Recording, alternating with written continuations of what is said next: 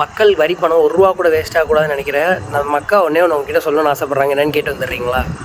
நீங்க தான் நீதி, நேர்மை, கருமை, எருமைன்னு பேசவராச்சே. உங்கள் தொண்டர்கள் பொது சொத்தை சேதப்படுத்தி இருக்காங்க விஜய் சார்.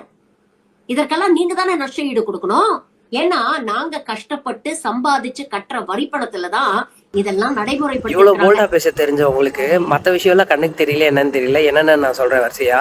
நம்ம சென்னை திருவான்மியூர்ல நம்ம கஷ்டப்பட்டு வரி கட்டின பணத்துல போட்ட ரோட்ல ஒரு பெரிய பள்ளம் விழுந்து ஒரு கார் வந்து பேசஞ்சரோட உள்ள விழுந்திருக்கு.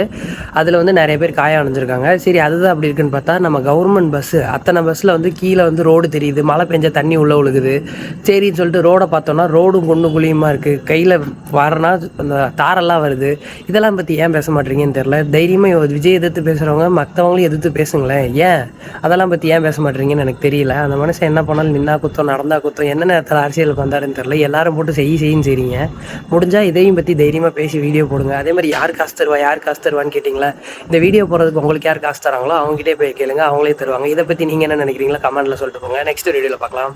பாய்.